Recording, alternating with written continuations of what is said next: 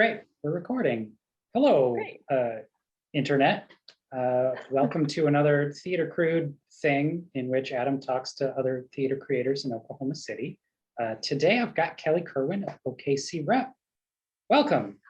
Thanks, Adam. Thanks for having me on the Theatre Crude YouTube channel. Thanks. Yeah, so today we are going to talk about Of a Mind, Oklahoma City.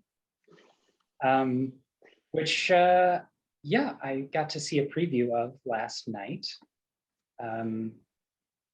First off, one thing I like to tell people is this shouldn't be used as like a review or a way to figure out whether or not you want to see anything, because odds are if you're watching this channel, you're the type of person that is going to enjoy this. So go experience Of a Mind first, and then you can come back and get the further insight afterwards. So Kelly, why don't you tell people how and where to get tickets? Sure, yeah. So we opened Saturday. You actually saw the first run of it with any outside audience. So I'm like, a preview feels even more formal, but yeah, you were the first audience members. You can get tickets at okcrep.org. There is a button there that takes you to our Eventbrite page where you can buy tickets, and tickets range anywhere from $15 to $30 to $50, and we also have a pay what you can option. So we're trying to do the sliding scale, so in hopes to make theater more accessible for everyone. And where it will be is that it begins in downtown Oklahoma City in this grassy common space that's named Kerr Park. And everyone gets an email beforehand explaining where to go, what to bring, and where to meet. And that is where it starts, but that is not where it ends. As you know, it ends about 0.7 miles north from there. All right, great, cool. We've got that introductory information. Pause the video now, get your ticket, go experience Of a Mind, and then come back. We'll still be here because that's how the internet works. And then, yeah, I would love to get some insight on the process that you guys use to create this walkabout audio tour meditative thing. Sure, yeah. Where can we begin? I know that you began by collecting a bunch of interviews. So how much did that influence what the show eventually became? It influenced a great deal because we started interviewing a handful of people, and in that process, some of those people would say, oh, you know, who you need to talk to is this person, is this person. So different doors just kept opening and different pathways kept revealing themselves with who we should talk to. And really the theme in our interviews was just talk about Oklahoma City. You know, are you from here? Did you move here? What are your favorite things about it? What do you do for a living? How does that impact the city? And just kind of relatively general questions that really then led down lots of different specific pathways. And so that we interviewed about maybe 30 people, and we knew that the shape of the tour, we knew the route ahead of time, which is kind of maybe an interesting tidbit. We figured out kind of where we wanted spatially the tour to go.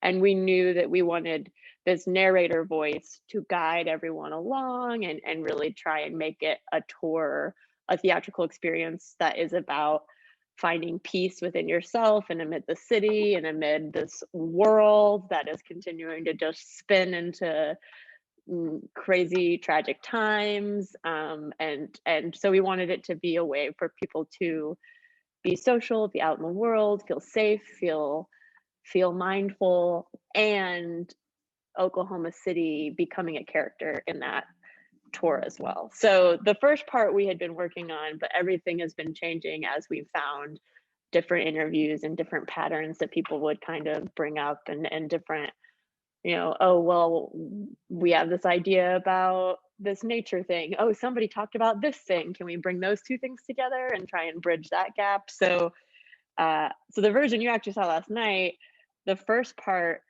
will change some, and the second part's changing, I would say, quite a bit. I mean, we're moving a lot of things around. So our sound designer is currently we stayed up till 1 a.m. reworking the script. So it'll be different. So it's still evolving based on, you know, hearing it, doing it, and watching people experience it as well. Yeah, that's great. That's all the more reason for people to see Of a Mind before watching the video, because Yeah. we may be talking about things that no longer exist. So Yeah, we'll see. I'm hopeful that we cracked the script last night, but it's one of those things where at 1 a.m. where everyone's like, yeah. And then this morning we're like, we think we like it, but we were really tired. yeah, And it's one of those things that it's really hard to know on the page, whereas sometimes with a play, I can visualize it pretty well on the page, but because it's based on the audience experience and the factors of being outside and the other performers that are in the tour, it's hard to be able to know how it works until you just do it. yeah, especially with the audience being such an integral character in the whole tour. I can imagine it's really tough to predict what a group of people is going to do. And I could see that every group behaving slightly differently could even change how the performance even works. Right. Yeah. So that's where we're trying to get some tests, a new test audience tonight, another test audience tomorrow, and then hope that we're there for Saturday night. So, but yeah, then everything will ebb and flow, and the stage manager will kind of have some flexibility with regards to when cues go based on how the group moves, how the group behaves. So we'll see. Yeah. So when you talked about how you had the route pre-planned and then you were trying to get the interviews to fit into things that people could experience, was there a specific motivation behind the route that you chose? Well, in all honesty, I, like you, am one of the few pedestrians in downtown Oklahoma City. So I've been walking to work, you know, almost every day if I don't take my bike. And I noticed that there are so many different public spaces here. There's a lot of places with a lot of benches and a lot of small parks that aren't necessarily noticed as much as like Scissortail Park or Myriad Gardens. And so I had done some theatrical tours in grad school with Emily, who's one of the collaborators on this piece. So the idea of theater as tour or tour as theater was already something that I've experimented with in the past. So I had kind of been like, oh, that would have been a good space for that tour that we did in New Haven. And so, but then just kind of on the walk, and when we decided to make this tour and move forward with this idea, I left it open for everyone to come, let's talk and look at some spaces. But I had done some pre-location scouting, if you will, where I took videos of different places and we went on Google Maps and I kind of showed people around. And then I would say I kind of zeroed us in on the downtown, midtown automobile alley kind of area, mostly because that's the area that I really like and spend time in. And then from there, we really made it the route that you took, but actually it was a longer route for a while, and then we shortened it. So but we just really liked the sense of history in that part of town. And also there's so many different nooks and crannies and alleys that we found really exciting from a spatial design perspective. So I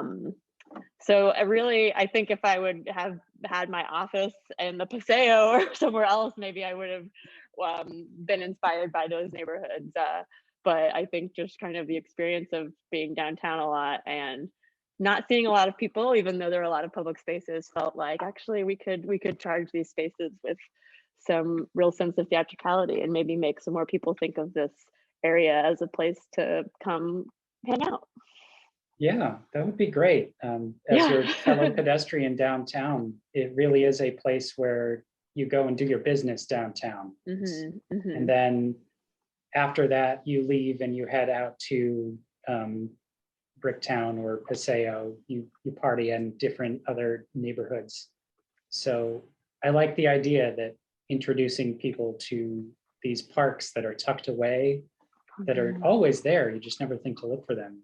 And maybe getting some more foot traffic sounds very exciting. Yeah, that's one of the hopes. So we'll see. I really enjoyed going up to the top of that parking garage. I Hmm. was really surprised of how much downtown you could see from the top of there. Yeah. How did you stumble across that? So as I mentioned earlier, I made theatrical tours in grad school. They were very absurd. I went to Yale School of Drama, and the first tour we made was a fake tour of Yale. So it starts out as like, you're on a tour of Yale, and then and we're all wearing all this Yale gear. We have like Yale flags, and then we divert away and we go by Skull and Bones, and then we go by, uh, and then we end up on top of a parking garage. And I honestly can't remember how we chose that. I think we were looking for public spaces that we could use, and that one we were like, oh, nobody comes up here. And that place was less about the view. That place didn't have a particular great view on that parking garage, that was fine. And more just about like, we can get up here and no one will know, and we can do this weird ritualistic murder, which was part of the plot of the tour. um, but but kind of in that theme, my Emily, my best friend, who's a co-creator on the tour, we would start just to go on top of parking garages to hang out in grad school, as like a let's get away from folks and just hang out. So I've started liking to go on top of parking garages because no one's ever up there and there's usually a really great view. And so that one, I was exploring going on top of a few different parking garages, and when I went on top of that for this tour, when I went on top of that one, it felt like, oh, this is it. This is great. And it's a new parking garage. It's only about 2 years old. So even people who might have an affinity for parking garages haven't really gone on that one so much. So yeah. So and I guess also it does go back when I was 17. I was part of a leadership cohort in high school, and they took like 19 of us to go look at downtown Springfield, Missouri, which doesn't have much of a view. But they took us on top of this new parking garage, which at the time I was like, this is strange, but I remember that of like going up and looking at the city from a parking garage. So I think that has stuck with me.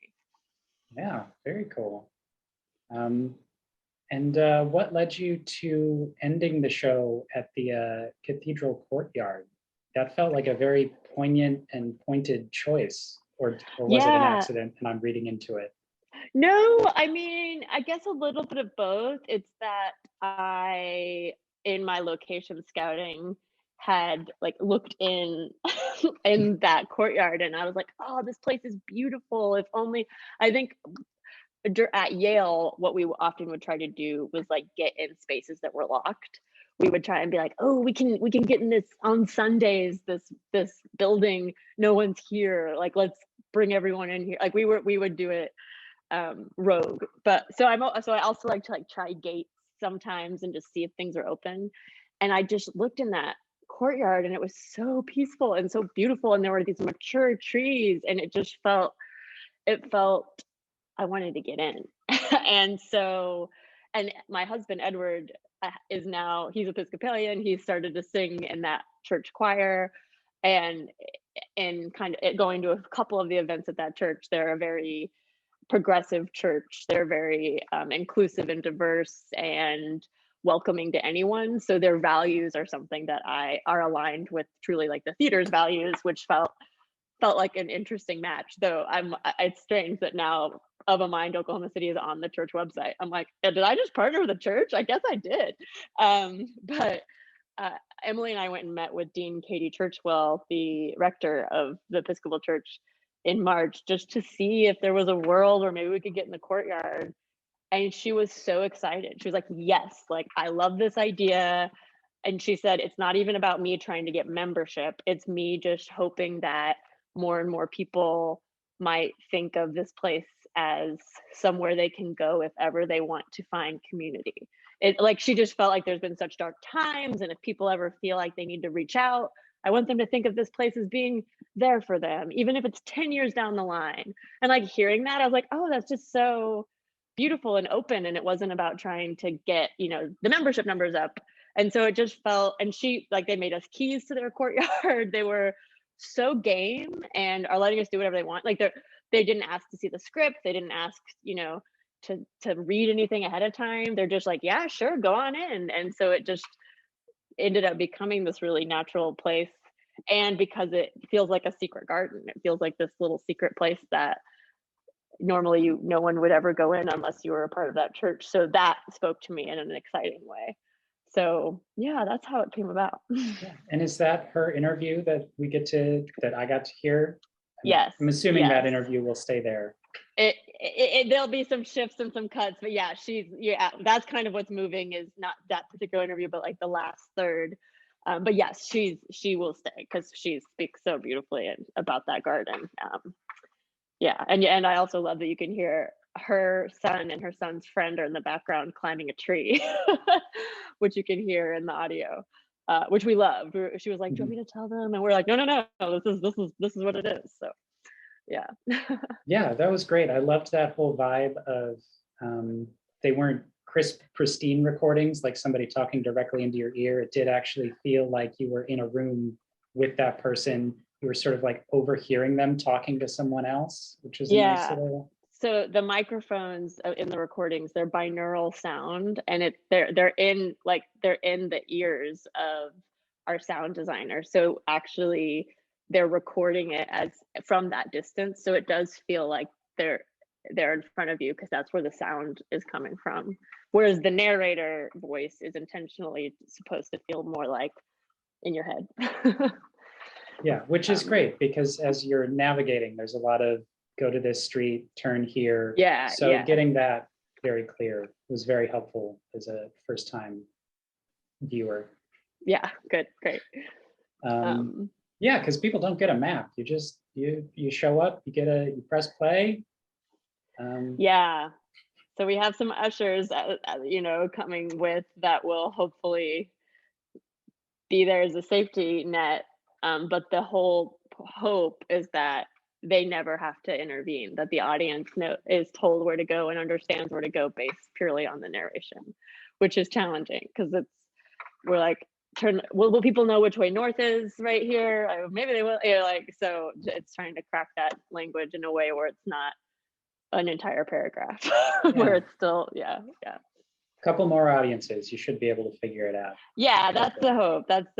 So you guys made it really well last night. You guys, yeah. So we only had one instructional snafu, but which was great that happened. So now that we're like, okay, now we know how to fix that one. So yeah. Yeah. Were there any particular interviews that you really tried to get incorporated, but they just couldn't fit, that you're a little sad about? Yeah, I mean, that's the kind of and that's what we were going through last night. We're like, oh wow, we have so many almost just like little random stories that we would love to sneak in, but they just don't quite fit. I think almost everyone we've interviewed is featured in some way, though Jeff Briley, who's the deputy director of the History Center, the Oklahoma History Center, is a total hoot. He's wildly intelligent and so funny. And we didn't interview him in like a proper sit down way, but he did tour the facilities with us for about 2 hours and goes through several different exhibits. And he took us down into the basement and showed us different objects, because the History Center is all about preserving the objects of history, and told us stories about these objects. And he's such a great storyteller. He's very funny. We really thought we were going to have more Jeff in there, and there'll be some Jeff. There has to be, because he's such a dream.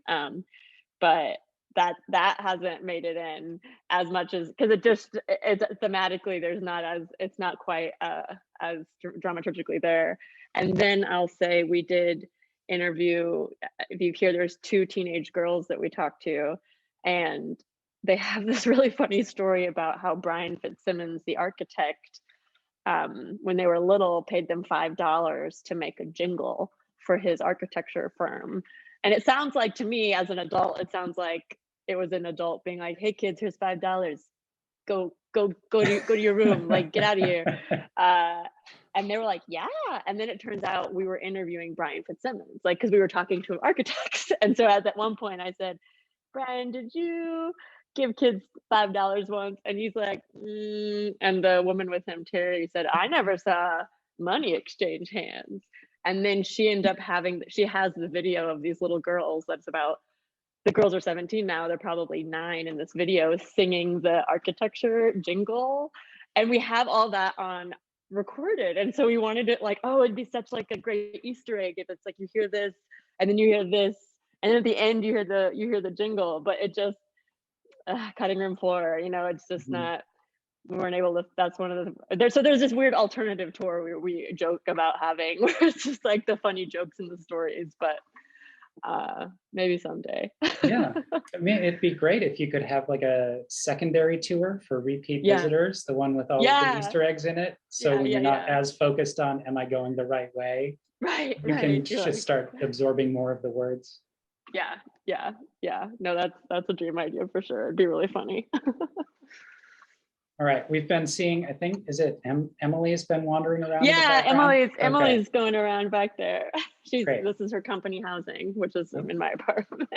Brilliant. So, just wanted to clarify, there's not a stranger just wandering around not your a stranger, house. Just Emily, who has been working on another play of hers because she's a playwright. So she's been, when not working on this tour, working on other work, of course, as many artists do. So two plays at once. This is why I am an administrator and not a creator. Project managing multiple things at once. It's still just a list. I don't have to move my brain away from, it's just a list. It's just another list. Yeah, well, for me, wearing the 2 hats of administrator and creative for this has been tough. It's like, so it's been a lot of hours of trying to, just in the day, I've been, I don't stay up late that often anymore, but now it's been trying to do part 1 for the artistic director self, and then later on the artist hat self. So I imagine this is the end of your reboot, right? It is. So you've got to start making more plans. Yeah, that's what's happening. Season planning is upon us in a real way. So that's been a lot of like frantic emails. So that's all happening. We're hoping to announce soon. I can't give you any kind of date because no worries. I have no idea when anyone's going to watch this, so there we go. Doesn't matter. It doesn't matter. It'll be announced when it's announced, and maybe it's now. Until then, go experience Of a Mind, Oklahoma City. Please do. All right. Well, as of recording this, Theatre Crude Fringe Festival applications are still open. So I need to do my due diligence and give a shout out to that. If you're watching this and you have an idea, apply to Theatre Crude Fringe. Do it. It's the best Fringe festival in Oklahoma City. And probably in Oklahoma, and maybe even in the Great Plains heartland, wherever it is we're in. This is the country. A matter of debate, even amongst Oklahomans. Is this the South? True. Is it the Midwest? We don't know. We don't know. We'll just say yes. All right, great. I don't want to take up too much more of your time because I know thanks for you've got a show to figure out. I do. But thank you I'm excited for you to experience it again and hear all the changes. And for you all watching out there, I hope you guys come out and, or if you already did, I hope you enjoyed it. Yeah. Great. All right. Thanks, Kelly. All right. Awesome. Thanks, Adam. Thanks, Theatre Crude. Bye. Bye.